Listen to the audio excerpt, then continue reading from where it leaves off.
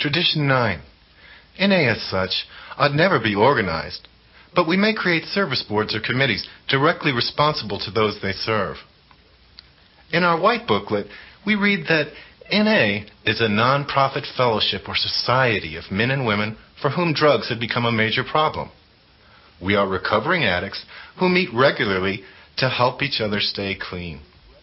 This is NA as such, a simple fellowship using a non-professional, addict-to-addict approach to the disease of addiction. We are a fellowship, not a lobbying organization or a medical service or a chain of treatment facilities. We are non-professional. We have no rules, no fees, no governing bodies, and only one membership requirement: a desire to stop using. Our primary purpose is, quite simply, to carry the message.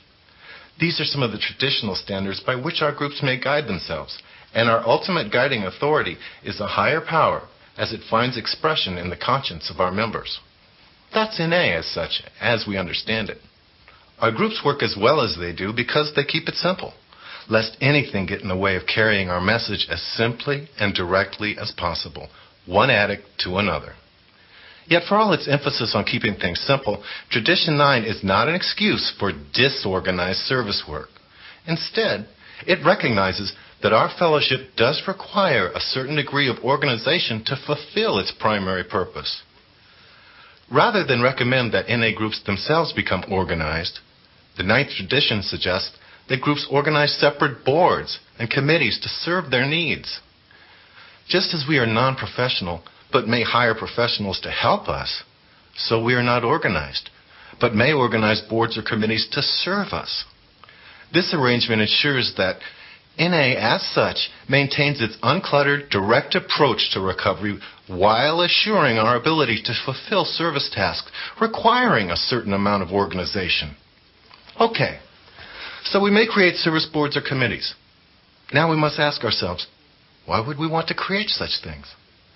What are the needs these boards and committees would fulfill? To answer this question, let's look at how an NA group evolves, as we did when considering the seventh tradition.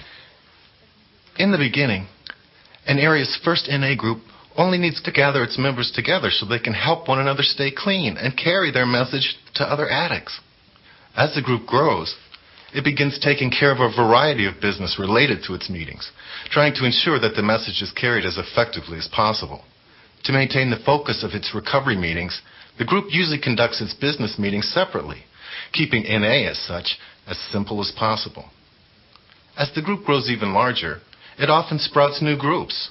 To maintain some of the unity and camaraderie that existed when there was only one group in the area, these groups elect representatives who meet periodically.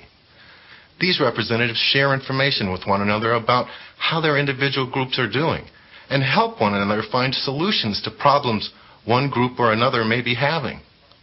From time to time, they may even organize a joint recovery meeting or social activity, gathering the entire NA community together. Sooner or later, the groups realize the potential they have in this committee of representatives. Through this committee, the groups can combine their guidance and resources so that each of them can function more effectively and all together can carry the message farther. The groups may ask their committee to buy bulk supplies of literature, making it easier for each group to procure NA books and pamphlets. The groups might ask their committee to compile a directory for distribution at meetings throughout the area, making it easier for addicts to find out where NA meetings are being held. The groups may ask that public information, hospitals and institutions, and phone line programs be set up, letting still suffering addicts who might not hear of NA by word of mouth know of the fellowship's existence and increasing general awareness of Narcotics Anonymous. The point is, the development of these services is based squarely on the group's needs. We create these boards and committees to serve us in fulfilling those needs. First, the groups define their needs. Then, they create the boards and committees which will serve them. Once created, how do we assure that our service boards and committees will remain directly responsible to those they serve? We do this, first and foremost, through consistent communication. Through their representatives, groups communicate with the boards and committees serving them. The groups provide regular information about their condition and their activities. They communicate their concerns, their needs, their ideas, and their wishes. This information helps our boards and committees better understand and serve the needs of the groups. Communication is a two-way street. Groups share information and guidance with the boards and committees serving them. Then these boards and committees report back to the groups to which they are responsible, describing their operations, discussions, and plans. Responsible service boards and committees consult the groups in matters directly affecting them and seek direction from the groups in matters not already covered by existing policy. By maintaining regular two-way communication between NA groups and the boards and committees serving them, we create an atmosphere of responsibility that serves our fellowship and its primary purpose well. Applying spiritual principles. Because the ninth tradition empowers the groups to establish a service structure, not a simple thing, many of us think of Tradition 9 as being very complex. In reality, the spiritual principles underlying this tradition are very simple. The ninth tradition focuses first not on the relationship between groups and service committees, but on NA as such. We are a fellowship of recovering addicts who help one another stay clean. Nothing more. Whenever possible, organized service work should be kept distinct from the groups so that they can remain free to simply and directly fulfill our primary purpose, addict to addict. The boards and committees we organize on the basis of need only, using the simplest guidelines possible.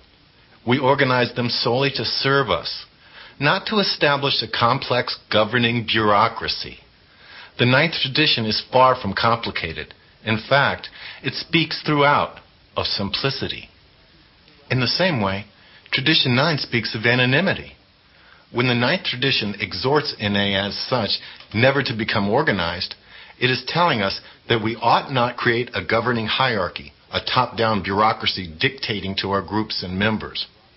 As we noted in the second tradition, our leaders are not governors, but servants taking their directions from the collective conscience of those they serve. Our primary purpose, not the personalities of our trusted servants, is what defines NA as such. To reinforce the anonymity of Tradition 9, our groups, service boards, and committees practice various systems of rotating leadership so that no one personality ever dominates. Another principle implicit in the ninth tradition is the principle of humility. Each group, on its own, is somewhat limited in its ability to fulfill its primary purpose.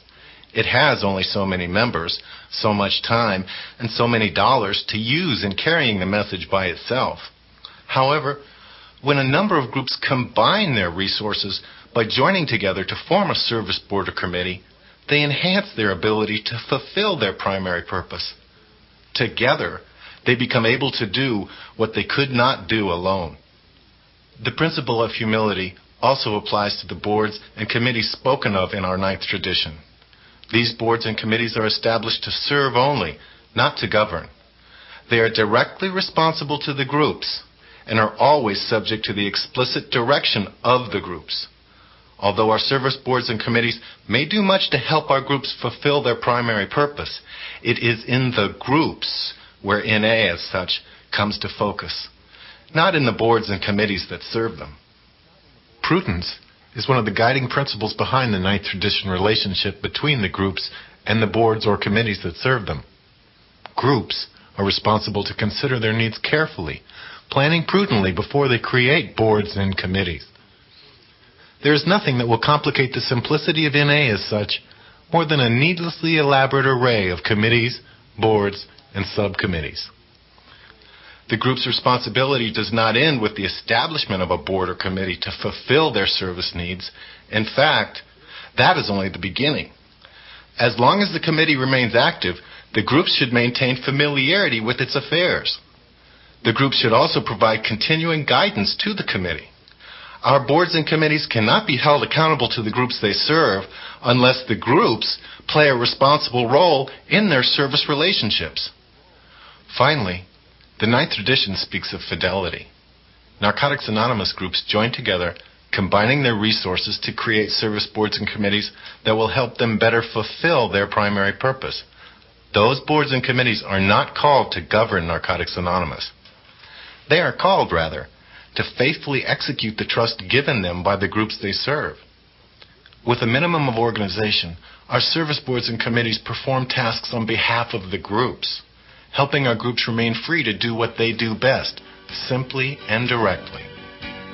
Our fidelity to the ninth tradition assures that the simple, spontaneous atmosphere of recovery shared one addict to another in the NA group is never organized, legislated, or regulated out of existence.